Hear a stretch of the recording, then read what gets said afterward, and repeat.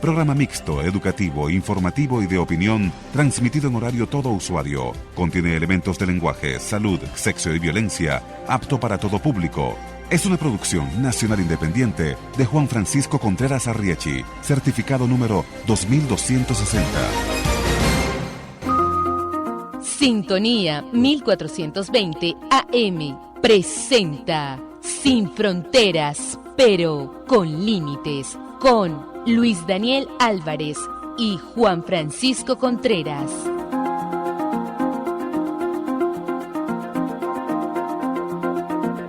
Amigas y amigos, muy buenos días, bienvenidos como todos los jueves a su espacio Sin Fronteras, pero con Límites por Radio Sintonía 1420 AM. Y en la presidencia y dirección general de la emisora, la doctora Ana Mireya Obregón, en la coordinación de producción Toti López Pocaterra, en los controles Luis Guillermo Martínez y hablando para ustedes Luis Daniel Álvarez, certificado de locución 39202. Juan Francisco se incorporará un poco más adelante. Bueno, y empezamos haciendo publicidad y recordando siempre un lugar idóneo, un lugar ideal, un lugar especial para la revisión habitual del vehículo Chevrolet. Cuando uno habla de llevar el vehículo a una revisión técnica, uno espera que tenga el lugar tenga unas buenas instalaciones, tenga una atención de primera, tenga una buena ubicación. Resulta que todo eso lo ofrece la gente de Chevy Express Bellocampo. Pero además de eso, hay un valor adicional, que es el que siempre hemos tratado de transmitir, que es que usted va a disfrutar la revisión habitual del vehículo Chevrolet en Chevy Express Bellocampo. ¿Y cómo se disfruta una revisión en un taller? ¿Cómo es ese disfrute? Bueno, resulta que usted lleva el vehículo y tiene periódicos, tiene revistas, tiene incluso televisión. Si es jueves puede escuchar Sin Fronteras, pero con Límites. Si no, sale al jardín, espera mientras está el vehículo. O si prefiere, está tan bien ubicado que deja el vehículo, como hacen muchos de nuestros oyentes, y aprovecha de hacer alguna diligencia cercana. Va a la avenida Libertador, a la avenida Francisco de Miranda, y llega entonces finalmente a buscar su vehículo pensando cuándo llega el momento de una nueva revisión habitual del vehículo Chevrolet. En la avenida Santa Ana Bellocampo, Chevy Express Bellocampo, una empresa de la gran familia Castellana Motors. Hoy tendremos un programa bastante variado. Habrá que hablar un poco de Hong Kong, habrá que hablar algunas cosas que vienen ocurriendo en Colombia, pero vamos a dedicar buena parte del espacio a discutir sobre las elecciones en Bolivia. Hablar de las elecciones en Bolivia es hablar de algunas aristas conocidas, ventajismo, oposiciones divididas, es hablar también sobre una historia muy débil a nivel de partidos políticos, con unos liderazgos prácticamente permanentes. Para eso entonces vamos a contar un poco más adelante con Caribay García León, que nos va a acompañar para ver a profundidad ese tema. Muy buenos días, Juan Francisco. Buenos días, Luis. Buenos días a los amigos oyentes. Comenzamos entonces. ¿Tú vas a leer algo? Sí, la lectura del artículo que nos publicó el Universal en su sección Opinión del pasado domingo 12 de octubre de 2014. Lo titulamos Siembra de Oscuridad. Existen muchos casos en los que los gobiernos no escatiman en usar cualquier recurso para ganar adhesiones.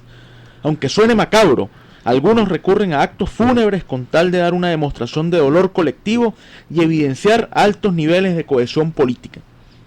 En el fondo, las exequias terminan convirtiéndose en una patética manifestación pública desde la que se profieren ataques hacia los adversarios, se promueven revanchismos e incluso, en muchos casos, se resalta la presencia de grupos paralelos al andamiaje legal del Estado que, sin ningún pudor, muestran sus armas mientras reiteran su lealtad al gobierno. La información oficial es la única que se transmite, en la medida en que crecen los rumores, y no es descabellado observar cómo algunos países y personalidades se inmiscuyen en asuntos internos, fijando posición sobre la naturaleza del fallecido y en muchos casos manifestando sus puntos de vista, los cuales muchas veces están alterados por la distancia y el desconocimiento de lo ocurrido. El desfile que acompañó al sepulcro a François Duvalier el 24 de abril de 1971 se convirtió en un episodio más de culto a la personalidad. Todo giró alrededor del hombre que durante 14 años, y recurriendo a una tétrica mezcla de sangrienta represión e invocaciones espiritistas, logró hacerse con la presidencia vitalicia de su país, entregando el gobierno a su hijo Jean-Claude, quien entonces tenía 19 años y gobernaría hasta 1986. El pasado 4 de octubre, Jean-Claude Duvalier murió en Haití, dejando como legado una estela de sangre y corrupción. Inexplicablemente, el presidente Martelly decidió hacer funerales de Estado, demostrando que aún hay muchos gobiernos que aprovechan los funerales para hacer proselitismo. El artículo Siembra de Oscuridad, que nos publicó el diario El Universal, en su sección Opinión del pasado domingo 12 de octubre. Bueno, aquí ya llevamos 15. Sí, duró 14. Bueno, vamos a comenzar con analizando varios temas internacionales. Hay muchas informaciones que venimos recurrentemente hablando, como el tema del avance del ISIS, como el tema del ébola, que se ha convertido realmente en una pandemia y en una especie de paranoia internacional sobre las consecuencias de esta enfermedad que ya ha producido en Europa y en Estados Unidos contactos de segundo grado en estos países. Así que bueno, ¿con qué empezamos? Yo diría el tema de ISIS, que sigue dando mucho de qué hablar, incluso con la situación de la ciudad de Kobani, donde fue noticia porque los yihadistas, esto es importante resaltarlo, lo decía incluso Julio César Pineda recientemente, la forma en que han crecido estos grupos de manera exponencial y alarmante, de ser un grupúsculo de apenas unas 300 personas, se convirtió en una fuerza de 800, y hay algunos que calculan que tienen en estos momentos 25.000 combatientes financiados, organizados, disciplinados y armados. Y con un armamento además muy poderoso, sofisticado. Que incluso están diciendo estos grupos que se ufanan de decir que están combatiendo a los Estados Unidos o a las tropas estadounidenses que están allí en Irak, algunas se mantienen, otras que han enviado a tratar de apoyar al débil ejército iraquí, que dice que los están combatiendo con el armamento estadounidense, que ellos capturan una ciudad, toman el armamento y van entonces a seguir su ofensiva. Entonces la última fue la ciudad de Kobani, que es una ciudad donde hay una gran presencia kurda. Le tocó entonces la ciudad fue sitiada en una operación además, dicen algunos, estratégicamente pulcra, muy bien planeada. Entonces la lograron sitiar, tuvieron los kurdos intentaron, incluso hubo apoyos de sectores sirios y de los Estados Unidos para evitar que la tomaran. Algo no fue posible. El Estado Islámico tomó la ciudad de Kobani, ejerció una ofensiva. Sin embargo, pareciera que últimamente han tratado los kurdos de retomar el control. Entonces la ciudad está dividida en dos sectores, los kurdos y lo que sigue tomado por el ISIS. Sí, incluso además de la estrategia militar, creo que la estrategia comunicacional de ISIS ha sido muy buena. Hemos visto incluso en esta situación de Kobani, donde realmente no hay mucha información sobre lo que está pasando ahí adentro, el ISIS ha tratado de informar de que ellos ya tienen el control de la ciudad, incluso poniendo banderas negras en varios sectores, un poco para tratar de generar una especie de sensación de que ya controlan la ciudad. Aparentemente no es cierto. Aparentemente los bombardeos que se han realizado por parte de tropas norteamericanas y de la coalición han logrado minar de alguna forma la ofensiva, y ha habido una especie de avance por parte de las fuerzas kurdas.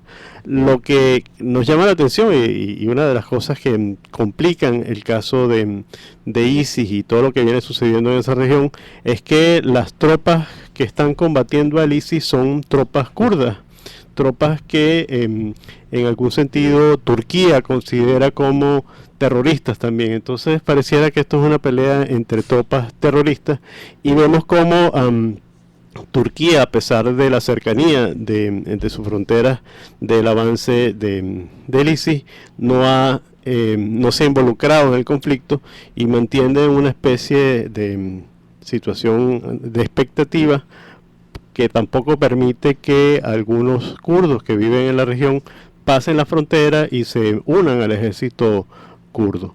Lo que llama la atención es que seguramente después de que haya algo más claro, va a haber un cambio geopolítico en la región. Creo que el apoyo a los kurdos por parte de la Comunidad Europea va a generar la vuelta otra vez a buscar lo que sería la liberación del Estado del Kurdistán y la vuelta al intento de liberación o de separación del Kurdistán, tanto de la parte turca como de la parte de Irak como de la parte siria. Así que hay muchas aristas que influyen en este problema complejo que aparentemente no va a tener una salida, una solución ni fácil ni rápida. No, y vendrá otro gran problema. ¿Cómo decirle a los kurdos que no tienen derecho a un Estado libre, a un Estado independiente, después de lo que están haciendo? O sea, no solo es que Turquía los señala como terroristas y no los reconoce, sino que no los apoya porque tiene el temor de que esa misma estructura pueda ir contra el Estado turco. Pero después de esto, de ser el ejército kurdo, incluso un ejército, uno revisamos el otro día unas reseñas que han hecho algunos periodistas que se mantienen en la zona y dicen que en algunos casos hay combatientes kurdos de más de 60 años. Entonces son personas que han dedicado su vida, que creen, que tienen ideales. Entonces cuando esto se termine, ¿cómo le van a decir no a la idea kurda de poder tener un Estado independiente? Que a lo mejor, y son esos juegos del destino, termina siendo esa estructura la que finalmente le va a dar la posibilidad a Turquía de entrar a la Unión Europea. Porque Turquía no entra a la Unión Europea, es lo que se observa, si se quiere, no escrito, sino se lee entre líneas, porque pasaría a ser el Estado con mayor representación parlamentaria, superando a Alemania, pasaría a tener mayor peso en las decisiones, involucra un nuevo tipo de forma de hacer política. Los tradicionales bloques en la socialdemocracia puede existir en Turquía, pero la democracia cristiana no es lo suficientemente fuerte. Entonces irrumpe más bien una democracia islámica con unos partidos que no son habituales en Europa. Pero el gran argumento que se da evidentemente no es ese, sino es, entre otras cosas, en la situación del Kurdistán.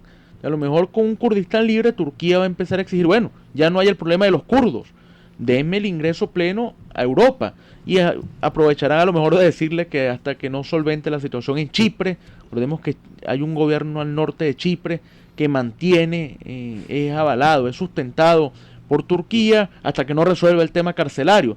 Pero resolviendo la situación kurda, creo que ponen aprietos, al menos políticos, a Europa, que le va a quitar un gran argumento que tiene para impedir la llegada turca a la Unión Europea. Así es. Bueno, y una de las cosas que llama la atención es que el ejército alemán, que no se quiso involucrar directamente en el conflicto, lo que decidió es que iba a armar y a entrenar a las fuerzas kurdas. Entonces, evidentemente que ya hay una especie de reconocimiento por parte del gobierno alemán a la autonomía de este ejército y que finalmente tendrá repercusiones geopolíticas en la región. Bueno, y otra cosa, a veces uno cuando hace el análisis internacional no puede dejar de lado aspectos culturales, aspectos deportivos. Yo creo que deberíamos hablar de un juego de fútbol, de la eliminatoria para la Eurocopa de Naciones que se va a desarrollar en Francia en el 2016, el juego que se dio entre Serbia y Albania. Bueno, pero esto es Deportes en Acción, es alguno de los programas que se dedica al tema futbolístico, y no lo vamos a hacer, no vamos a hablar de las alineaciones. Vamos a hablar que el juego fue suspendido porque resulta que en pleno partido pasó una pequeña nave, un dron, llevando una bandera de la Gran Albania. Entonces un jugador logró alcanzar el dron, le quitó la bandera y eso provocó un estallido de violencia en el estadio que llevó entonces al árbitro a suspender el juego y a pedirle a la FIFA, en este caso a la UEFA, que es la Confederación Europea de Fútbol, que resuelva qué fue lo que pasó y qué van a hacer. Habían tomado todas las medidas, habían quitado la posibilidad de que albaneses asistieran al encuentro, pero no contaron con que gente kosovar, es decir, de Kosovo o Kosovo, se iba a presentar al estadio a manifestar en lo que debe ser entonces un reagrupamiento europeo. Pero esas heridas de alguna vez en la historia, esas guerras que ocurrieron, siguen creando malestar y siguen entrando en eso que tú has denominado el reacomodo de la estructura política no europea, mundial. Mundial. Sí, no, incluso es un tema muy interesante y nosotros le dedicamos un programa exclusivo a lo que era la diplomacia del fútbol, cuando estuvimos analizando con el profesor Rábalo las implicaciones que tienen a nivel internacional el fútbol y cómo, por ejemplo, la FIFA es una organización que agrupa más países que la ONU, ¿no? Y bueno, creo que eso es un tema que está muy vigente, que además es importante y que quizás en futuros programas podemos volver a analizar el tema del fútbol, ¿no? No, incluso la FIFA en muchos casos castiga a los países que recurren a la justicia ordinaria para resolver algunos asuntos, les termina quitando la membresía. Amenazó una vez a Venezuela, que quiso dirimir su problema electoral a través de un recurso en la sala electoral que tenía que regular, o el Consejo Nacional Electoral que tenía que regular las elecciones. Resulta que la FIFA dijo que era intromisión del Estado, que eso no puede ocurrir y que si se llevaba el proceso en esas condiciones iba a desafiliar a Venezuela. Pero a los que piensan que bueno, ok, pasó lo de Serbia, Albania, están esos temas, bueno, conviene recordar también que sobre eso escribió ese gran periodista Richard Kapuscinski, La guerra del fútbol, como un juego, una clasificación al mundial entre Honduras y El Salvador sirvió para aglutinar unos elementos que estaban allí, fue la gente causal del fenómeno y provocó una escaramuza que todavía ha dejado problemas. Sí. Entonces eso con relación al fútbol. Bueno, Hong Kong también es noticia. Sí, continúan las protestas en Hong Kong y ahora la actuación represiva de la policía ha generado mayor violencia entre los estudiantes que protestaban, ya que en ningún momento pensaron que la represión iba a ser el elemento por el cual iba el Estado chino a tratar de calmar las protestas y esto entonces lo que ha incendiado de nuevo el ánimo de los hongkoneses, ¿no? De los estudiantes de Hong Kong, que lo que están reclamando es simplemente lo que había sido establecido en los acuerdos entre la Gran Bretaña y China para darle autonomía y más democracia a Hong Kong y que estos pudieran elegir directamente a sus gobernantes. Bueno, también tenemos noticias relacionadas con Venezuela. Hoy se hará la elección de 5 miembros no permanentes al Consejo de Seguridad. Eso también requeriría un programa completo, ¿no? Porque habría que explicar cómo funciona el Consejo de Seguridad, qué es el Consejo de Seguridad, para qué sirve el Consejo de Seguridad, por qué Venezuela está optando a ser parte nuevamente del Consejo de Seguridad. Ya lo intentó el gobierno en el año 2006 y fracasó en su intento. Ahora pareciera que tiene la posibilidad de lograr ser parte del Consejo de Seguridad. A pesar de que hubo un grupo de parlamentarios norteamericanos que pidieron a Kerry que evitara que Venezuela llegara al Consejo de Seguridad, no por que haya temor de que Venezuela pueda generar algún tipo de crisis en el Consejo de Seguridad, pero sí porque va a generar una discusión adicional, quizás a plantear asuntos impertinentes dentro del Consejo de Seguridad para tratar temas que realmente son muy complejos y que en la actualidad con tantos conflictos podría ser quizás una especie de piedrita en el zapato a la presencia de Venezuela en el Consejo de Seguridad. Bueno, y aquellos que tienen temor por lo que, o que manifiestan que cómo se va a elegir un país, que acaba incluso de ser señalado por organizaciones de trabajo, de análisis de las mismas Naciones Unidas, como un país donde hay serios problemas en situación de derechos humanos, como es el caso venezolano, la prensa lo recogió en estos días ese informe, que cómo va a ser posible que lo elijan, convendría recomendar un trabajo que publica hoy el diario El Nacional de Alejandro Hinz, en el que habla sobre la posibilidad de Venezuela de alcanzar el escaño al Consejo de Seguridad, pero indica que las polémicas que han rodeado a este organismo, siempre hablamos de cómo es posible que en la Comisión de Derechos Humanos observe uno que está Cuba, observe uno que está Zimbabue, cuyo gobierno, el eterno gobierno de Robert Gabriel Mugabe, está acusado desde atrocidades hasta atrocidades colectivas, hasta elementos muy concretos como quitarle las tuercas de los cauchos a los carros de los opositores para que se desbarranquen. Entonces, ¿cómo es posible que ese gobierno dirija los derechos humanos. Pero bueno, es lo que se termina viendo. Rusia, como un miembro de la Comisión de Derechos Humanos, un país que no respeta a las minorías y no respeta la disidencia, y no hay alternancia del poder más allá de ese juego entre el primer ministro y presidente. Cámbiame la silla del primer ministro para ponerme yo y el otro para... Pero de todas formas, decía Hinz que en el Consejo de Seguridad pasado, en plena crisis entre Ruanda y Burundi, Ruanda ocupó un escaño no permanente en el Consejo de Seguridad. En plena crisis siria en el 2002, donde hubo ya un problema, el gobierno de Al-Assad le correspondió ocupar un asiento. Sí, yo creo que lo importante es entender que esto responde a acuerdos políticos previos en los cuales las regiones tienen la posibilidad de presentar candidaturas.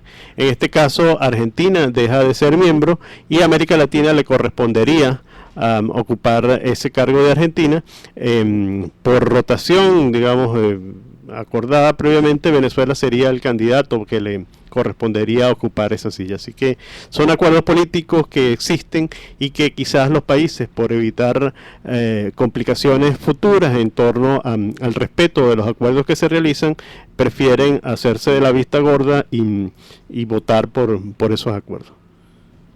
Que hasta qué punto no llevaría eso. Tenemos varios programas entonces planificados, incluso el de la prensa que habíamos dicho que había que hacer, pero vendría otro, la posibilidad real de mantener las organizaciones multilaterales como están. Hasta qué criterio esa visión que impera desde el año 45 de los vencedores de la guerra y el resto tiene cabida. Hasta qué punto vamos a seguir dependiendo de esos intereses sobre los principios para regir la dinámica internacional.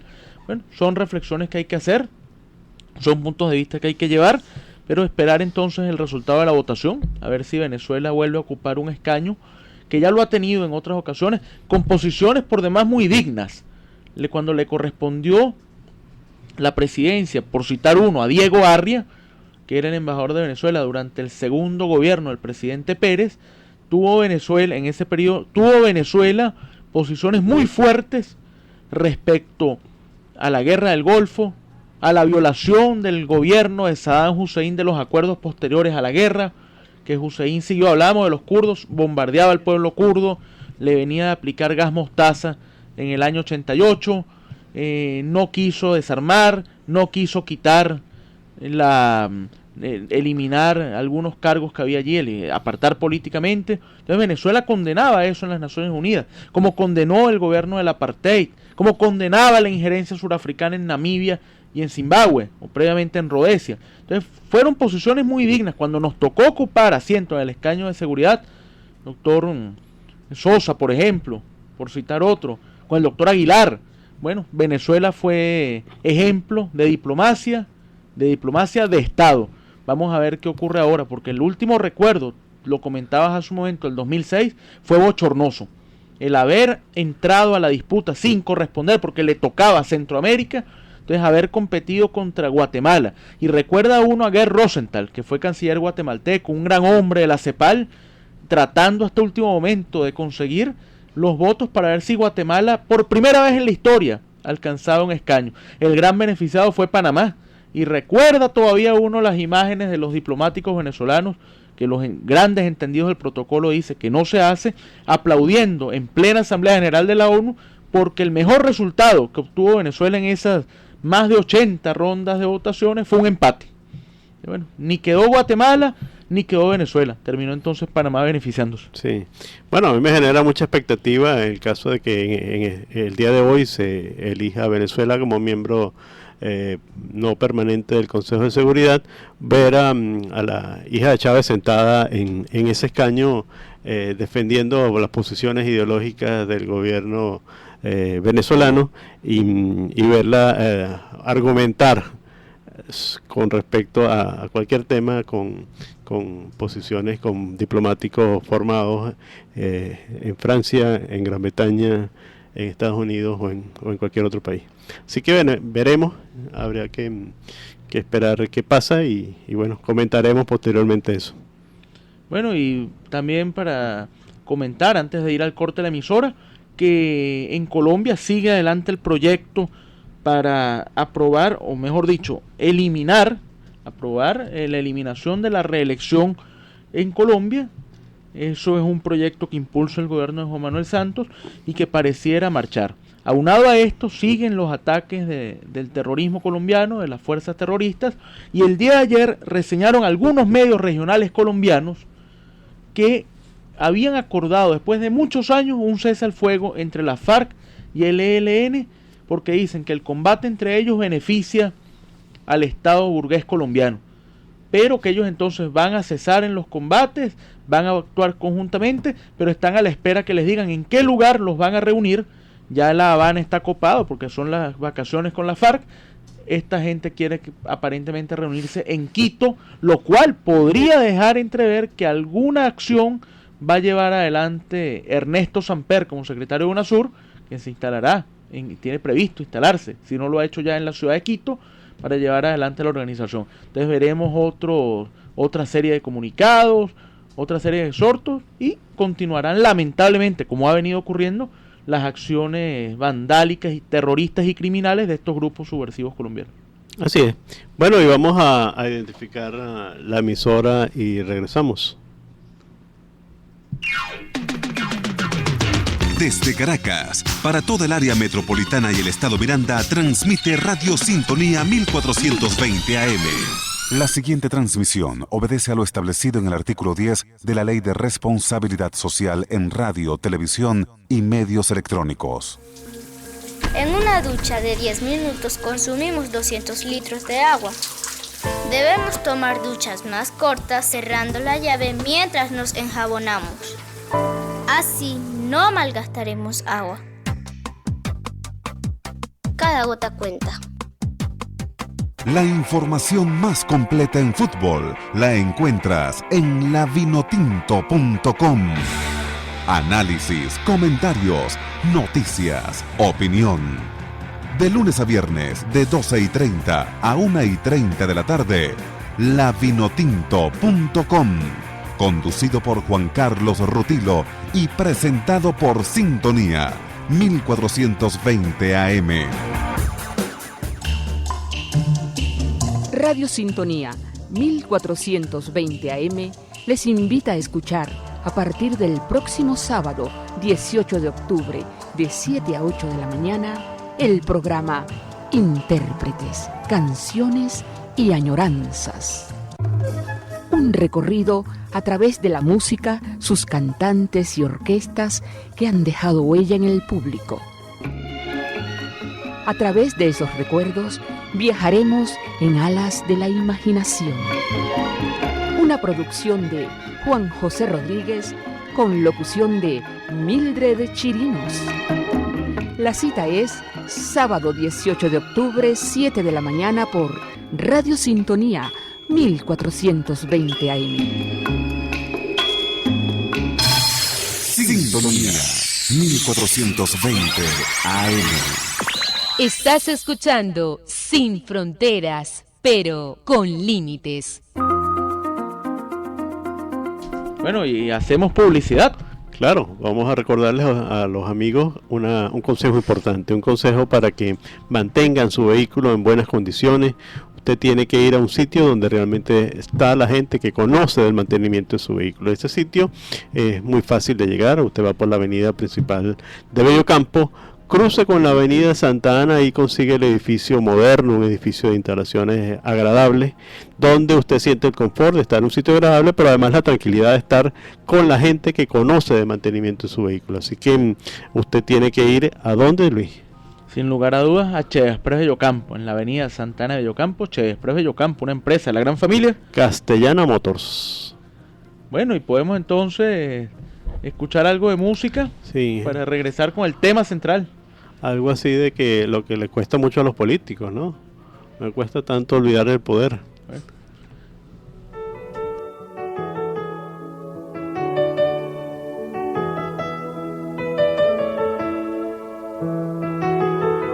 Entre el cielo y el suelo hay algo con tendencia a quedarse calvo de tanto recordar. Y ese algo que soy yo mismo es un cuadro de bifrontis mismo que solo da una faz. La cara vista es un anuncio de señal. La cara oculta es la resulta de mi idea genial de echarte. Me cuesta tanto olvidarte.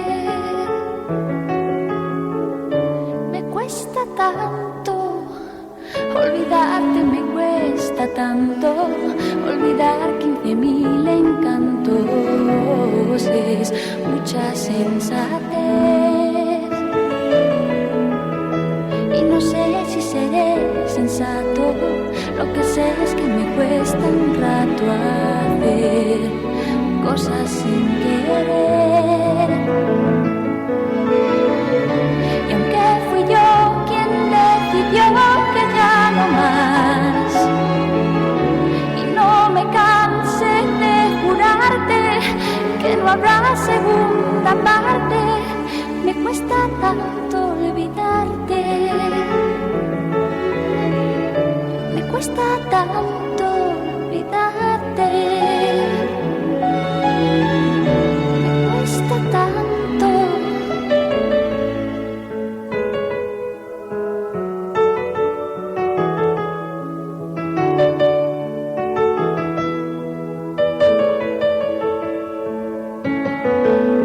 Y aunque fui yo quien decidió que ya no más, y no me canse de jurarte que no habrá segunda parte, me cuesta tanto olvidarte.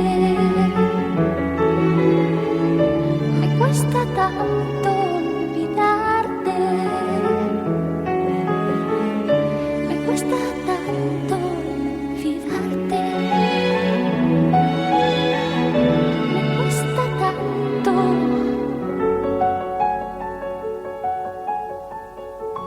Estás escuchando Sin Fronteras, pero con límites.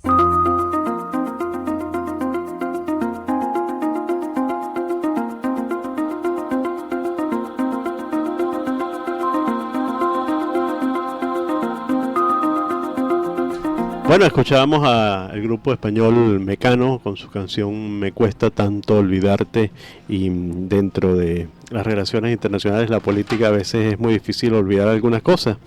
Y bueno, vamos a dentro de esta situación, a analizar los resultados que sucedieron este domingo, donde se realizaron elecciones regionales en Bolivia, y hubo unos resultados que mucha gente esperaba.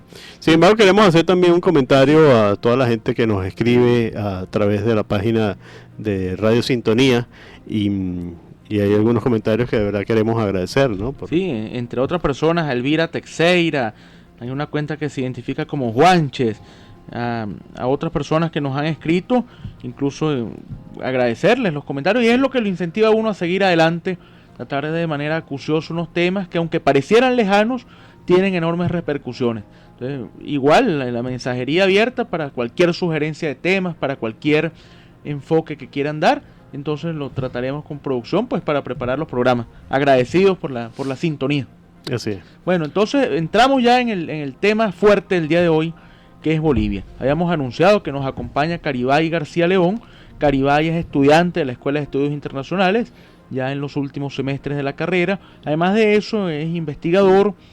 Ha tratado el tema a través de artículos, el tema de tanto la historia venezolana como el sistema político. Incluso acaba de escribir un artículo interesantísimo, que es un tema que algunas veces la historia deja de lado, que es la del obispo Salvador Montes de Oca, ese obispo que fue expulsado por el gomecismo, porque no quiso bendecir una unión de una persona que estaba casada y divorciada, pero la iglesia no admitía el divorcio. Fue expulsado entonces y quedó como un emblema de la lucha contra Gómez, y después terminó su vida siendo fusilado por el nazismo. Él se refugió en un monasterio. Terminaron entonces tomando los nazis el monasterio, y en represalia fusilaron a algunos de los que estaban allí, entre esos Salvador Montes de Oca. Entonces, un artículo que Caribay escribió, que se consigue en las redes sociales, que es bueno, quien le interese el tema, que lo pueda ver. Entonces, Caribay, muy buenos días y bienvenido. Hombre, muy buenos días, Luis, profe, muy buenos días. Bueno, encantado de estar acá y sobre todo analizar, bueno, un tema muy importante, las elecciones en Bolivia. Puede parecer un análisis simplista o simplemente un fenómeno electoral que Evo Morales haya ganado con el porcentaje que ganó, pero bueno, dentro del análisis están muchísimos ejes que es importante resaltar. Una oposición muy torpe, un fortalecimiento en materia de hidrocarburos, una clase empresarial que por este auge económico en Santa Cruz, en La Paz o en Potosí, se ha inclinado un poco la balanza hacia el MAS, hacia el partido de gobierno. Un aumento en los impuestos, un aumento en el PIB, un aumento del salario mínimo de $76 a $206. Pero sobre todo, lo que muchos analistas han tratado de denominar que Evo Morales tiene una retórica socialista del acostumbrado socialismo del siglo XXI, pero con una práctica de gobierno capitalista, donde hay firmas japonesas en el litio, hay firmas españolas y rusas en el petróleo, hay firmas brasileñas en el gas, y bueno, es un poco esto, ¿no? Bolivia sigue teniendo altos índices de desempleo, de empleo informal, altos índices de inseguridad, corrupción en la justicia, pero hay índices macroeconómicos. Es el país que más creció en 2013 y más se perfila en crecer en el 2014, por encima incluso de Ecuador y de Colombia. Sí, Caribe, una cosa, se hablaba mucho del sistema electoral boliviano. Sin embargo, los resultados que empezaron a circular y los que todavía existen son sus resultados a boca de urna. Aparentemente, el primer resultado dio que Evo Morales no llegaba a 60% de la votación. Así que aparentemente el mañana viernes es que se va a saber realmente el resultado final de este proceso electoral. Así que pareciera que no pasó. Se hablaba incluso que llevaba el 63, 64, y los resultados que dieron los primeros sondeos o los primeros resultados oficiales es que estaba por el 57, 58%, ¿no? ¿Eso es así o ya... ¿O sí llegó al 60% Evo Morales? Bueno, hasta esta mañana, cuando revisé los últimos datos en el diario El Comercio, en la Biobío, la radio de Chile, todavía no había una oficialidad en los resultados, ¿no? Es parte de lo que la misma oposición ha denunciado, tanto la parcialidad, pero tanto la distorsión en la manera de ejercer y de hablar del Tribunal Electoral Boliviano. Yo creo que es importante, con esto que venimos comentando, Caribay sumaba dos variables que podemos tratar. La primera es la de la oposición. Va a sonar a lo mejor muy duro el comentario, pero hay que hacerlo. La oposición boliviana demuestra una gran irresponsabilidad en el manejo de la política. No solo por el tratamiento que se dio a la campaña. Un Samuel Doria Medina, que fue siempre la segunda opción, aunque algunas encuestas lo asomaron como la tercera. Un expresidente Jorge Quiroga, Tuto Quiroga, que trató más bien de evocar la experiencia, el hombre que había gobernado, el hombre que desde el primer momento confrontó al modelo de Evo Morales, que fue apoyado por el Partido Demócrata Cristiano, un partido fundado en los años 50, una fuerza tradicionalmente pequeña de la política boliviana, pero que esta vez trató de aglutinar y que incluso en el interín perdió por causas naturales a su presidente, que falleció, lo comentamos aquí en uno de los programas. Unas semanas antes de las elecciones. De la elección presidencial. El otro candidato, Juan del Granado, el exalcalde de La Paz, hombre muy cercano a Evo Morales, acompañado de una figura muy joven como Adriana Gil, una exdiputada también del MAS, que trataron de reivindicar ese sector que se sentía traicionado por Morales, y una última candidatura, la del Partido Verde. Fue emblemático un debate faltando horas para las elecciones, 5 sillas, una de ellas vacía, la de Evo Morales, que no asistió al debate, y Tuto Quiroga y Doria Medina atacándose y criticándose y pidiendo uno al otro que renunciara y dejara el camino libre. Las cosas no terminan allí. Hay unas declaraciones ayer de Jorge Quiroga donde acusa a Rubén Costas, el líder del movimiento Demócratas, que es el movimiento de la democracia social en Bolivia, que está además trabajando con Unidad Nacional de Samuel Doria Medina. Entonces dice Quiroga que Rubén Costas pactó con el MAS para que en Santa Cruz el MAS pudiera crecer, que no fue un pacto formal, es no haber trabajado, es haber dejado que el MAS hiciera toda la campaña, es considerarse Rubén Costas como una persona que no tiene nada que ver con el resto de Bolivia, sino que está en Santa Cruz de la Sierra, y que entonces él pedía que primero dejara de esa actitud y que segundo dejara de criticarlo. Pero hay algo más grave entre esos ataques de uno y otro. Doria Medina respondió, Rubén Costas respondió. Lo más grave es el cierre de la entrevista a Jorge Quiroga. No hay opción de alianza con Samuel Doria Medina para las elecciones departamentales del 2015. Es decir, que veremos una Bolivia con todos sus departamentos del MAS, porque la oposición boliviana va a ir dividida a esas elecciones. Bueno, una oposición desarticulada y una oposición muy torpe, que bueno, prefirió pelearse entre ellos y no adversar a quien de verdad se debía adversar, que era al presidente Morales. Pero también hay un punto muy importante, que es la identificación de los ciudadanos con los líderes, con los gobernantes, y bueno, con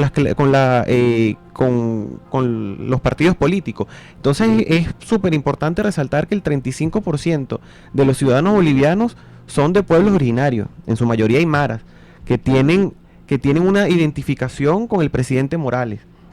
Eso es muy importante. Y bueno, los índices económicos que sería imposible ignorar. Pero más allá de esto, más allá de los índices a gran escala, está esta corriente de izquierda de la que no se escapa a Evo Morales, que es el irrespeto a la libertad de expresión, que es el irrespeto a los medios de comunicación, que es esta unión muy de socialismo del siglo XXI, donde se perfila también Nicaragua, Ecuador, Venezuela, donde se confunde gobierno con partido, partido con Estado, y líder con gobierno y con líderes del MAS.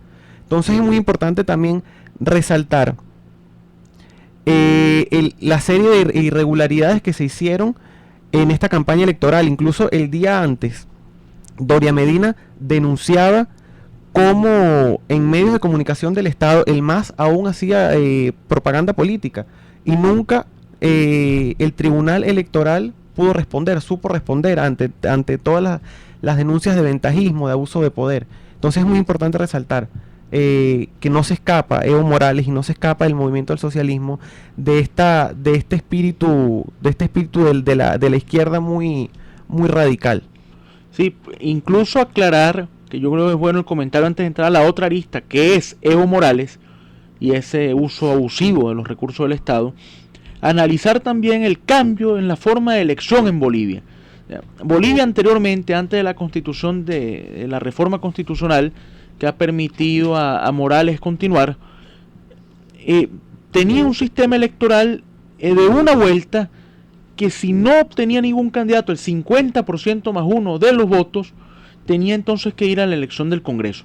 Pero después del retomar la democracia en el año 82, de los comicios del 85, empiezan a vislumbrarse algunos líderes en Bolivia de los que todavía se habla. En el año 89, por ejemplo, fue electo como presidente de la República Jaime Paz Zamora, un hombre ligado a la lucha por la democratización en Bolivia, de los que firmaron en el año 78 en Venezuela el acuerdo para enfrentar democráticamente a la dictadura de Hugo Banzer, una figura fundador del MIR, que entonces quedó de tercero, pero como no hubo acuerdo en el Congreso entre los sectores del MNR de Sánchez de Lozada, que es el mismo partido que llevó en Bolivia la reforma agraria, el proceso de descentralización, como no hubo acuerdo entre el MNR de Sánchez de Lozada y la Acción Democrática Nacionalista de Hugo Banzer, escogieron por un acuerdo entre ADN, el grupo de Banzer, y el MIR a Paz Zamora como presidente.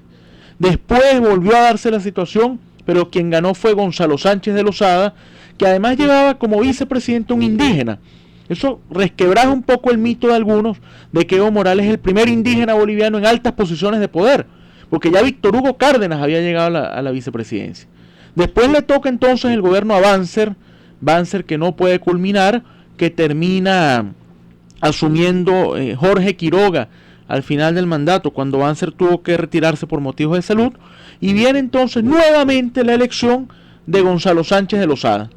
Un Sánchez de Lozada que logra ganar la primera vuelta, y la segunda vuelta, por una diferencia apenas de 700 votos, gana Evo Morales a Manfred Reyes Villa, que fue el candidato de NFR. Entonces pasa Morales a segunda vuelta y hay un gran acuerdo parlamentario para que gane Sánchez de Lozada. Más que para que gane Sánchez de Lozada, para que pierda Evo Morales Ayma, que era parlamentario del MAS y había tenido unas posiciones muy radicales. No pudo culminar el mandato Gonzalo Sánchez de Lozada. La llamada crisis del agua por la privatización de las empresas en 2003 llevó a ceder el gobierno, asumió Carlos Mesa, viene un proceso de descomposición política en Bolivia, se sucedían gobiernos prácticamente de manera mensual, y termina entonces dándose la elección en 2005 con un Evo Morales que le gana a Jorge Quiroga en primera vuelta, 53% a 29%, y empieza entonces esta modificación de Morales cambiando la constitución, siguiendo un patrón que se ha seguido en Venezuela, en Nicaragua, en Ecuador, donde entonces no se habla de la reelección indefinida de una vez, sino de una sola reelección. La oposición boliviana, que ahí podremos entrar a la arista de Morales, fue una oposición que introdujo recursos en los tribunales para que anular esta posibilidad de Morales de presentarse, porque son dos posibilidades de poder, una elección y una reelección, y Morales tiene 3, 1 y 2. Y el argumento de la Corte es que cambió el proceso y todo empezó de cero. Empezaron de cero, como por aquí, como pasó por aquí. Y como ocurre incluso en Ecuador. Entonces, un Evo Morales que, además de Caribay nos mencionaba el uso de los medios de comunicación del Estado haciendo campaña, la denuncia de que en los partidos, incluso de fútbol, otra vez el fútbol en el tema, los partidos de la Copa Suramericana, por ejemplo un partido entre el San José y el Huachipato, que es un equipo de la zona del Biobío en Chile, se repartían entradas con la foto de Evo Morales. Un Evo Morales que en un acto público llegó a reclamar, porque alguien le dijo que no hiciera proselitismo, y dijo, no importa porque nosotros vamos a ganar las elecciones. Entonces, esa actitud abusiva de los recursos, ¿cómo incide en estos resultados? Bueno, primero quiero tocar un tema muy importante que recién mencionas. Es aquel fantasma de la reelección indefinida, de la reelección per se, pero de la reelección indefinida. Y esto, oye, fíjate que la primera entrevista que le hacen a Morales ya como ganador de las elecciones fue el lunes en la mañana, y fue Carlos Montero de CNN, y lo primero que dice, le pregunta sobre el tema de la reelección para 2020.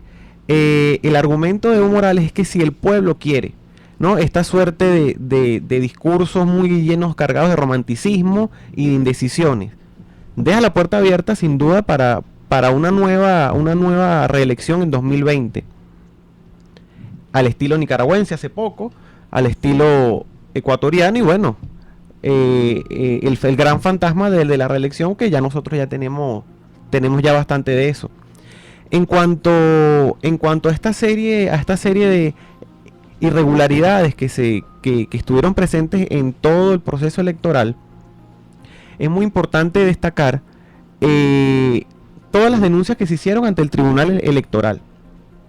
Incluso Jorge Quiroga hizo denuncias poco menos de 2 semanas para las elecciones, donde autobuses de la vicepresidencia, donde fondos de la vicepresidencia iban a parar totalmente a manos de la sede de los partidos, del partido del MAS en Beni, por ejemplo, que bueno, desde siempre estuvo cuesta arriba, incluso fue el único departamento donde el MAS no pudo ganar. Entonces es esta suerte de confusiones entre gobierno y partido. Además que el MAS no se salva de la serie de irregularidades que se hacen. Había incluso que acotar, hay una entrevista ayer de Evo Morales, donde Morales incluso tilda de cachorro, lacayos del imperio, es el término que usa, a los presidentes a la presidenta chilena, al presidente de México, al presidente de Colombia, al presidente de Perú, porque le pregunta el diario La Tercera de Chile, le dice: presidente, ¿y qué opina usted de la Alianza del Pacífico? Dijo: esos son unos grandes lacayos del imperio que lo que quieren es privatizar todo. Entonces no esperó ni siquiera Evo Morales asumir el nuevo gobierno para empezar con una actitud, además de insolente, absurda. La Alianza del Pacífico quiere reunirse con el Mercosur, y el Mercosur está pensando, incluso miembros como Paraguay, que no tienen salida al Pacífico, quieren llegar allá. Entonces la posición de Morales de decir que esos no son socialistas, que él es el verdadero socialismo, una posición destemplada. O sea, está muy mal la oposición boliviana, pero está muy mal el gobierno también. Bueno, hay que tener muy en cuenta las relaciones que están entre Chile y Bolivia.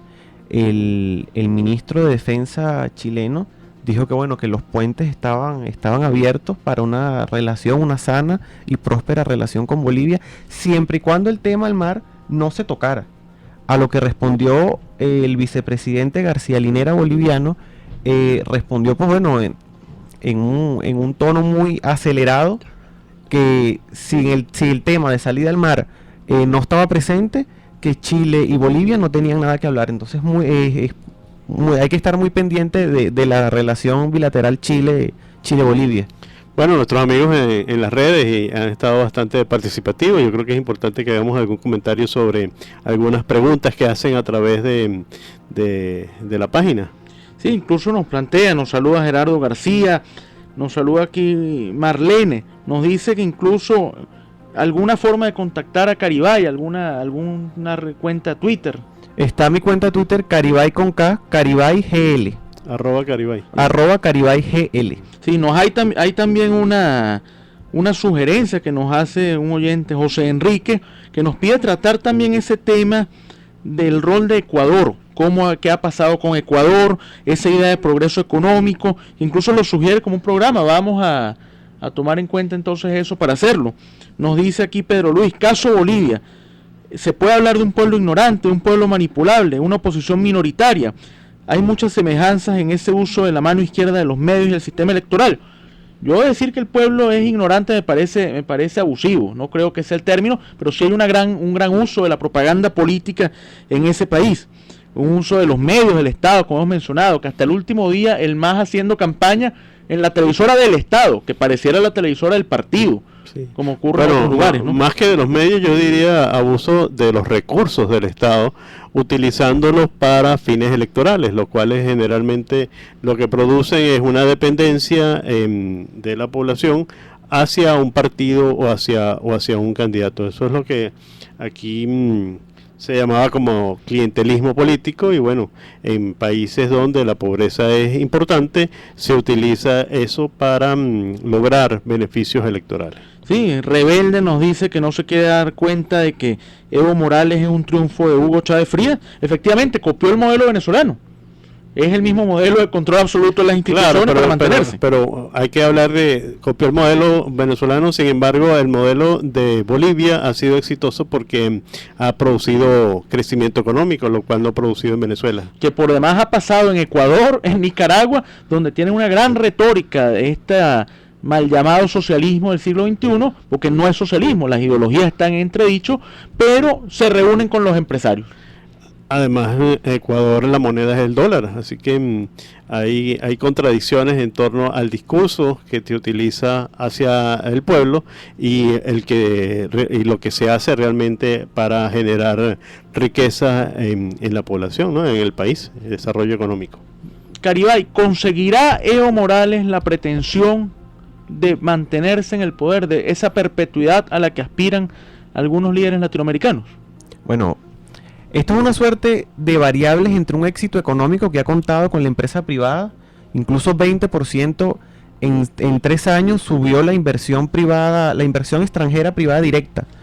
Entonces esto es una suerte de variables entre el acompañamiento con la empresa privada y yo comparto contigo, no estoy de acuerdo en aquello de pueblo ignorante, pero sí estoy de acuerdo que el partido de gobierno y Morales han sabido aprovechar las torpezas y han sabido aprovechar los espacios que no han querido ocupar la oposición boliviana.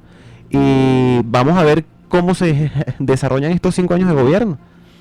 Una pregunta final. ¿Obtendrá las 2/3 partes en el Parlamento el partido de Evo Morales? Porque eso va a ser básico para poder pensar en la reforma constitucional.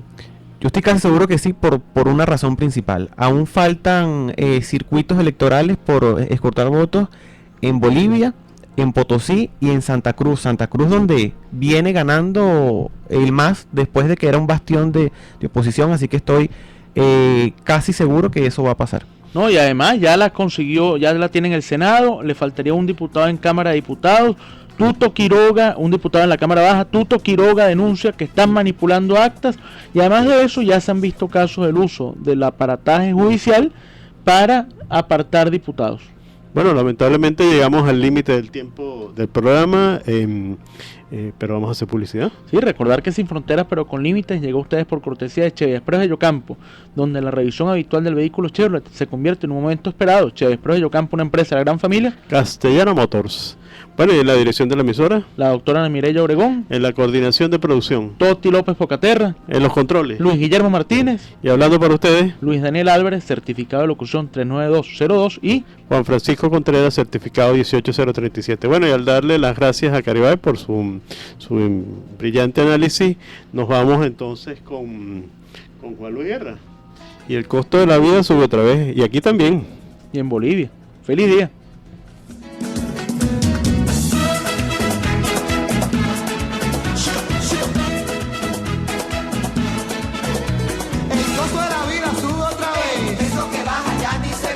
Habichuelas no se pueden comer. Una libra de arroz y una cuarta de café. A nadie le importa qué piensa usted. Será porque aquí no hablamos inglés.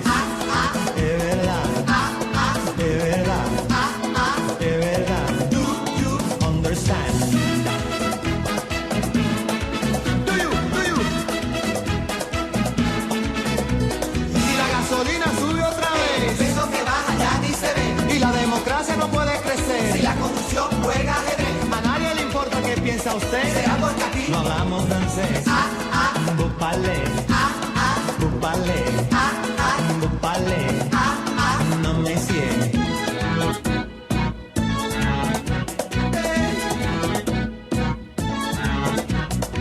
Somos un agujero en medio del mar y el cielo. 500 años después, una raza encendida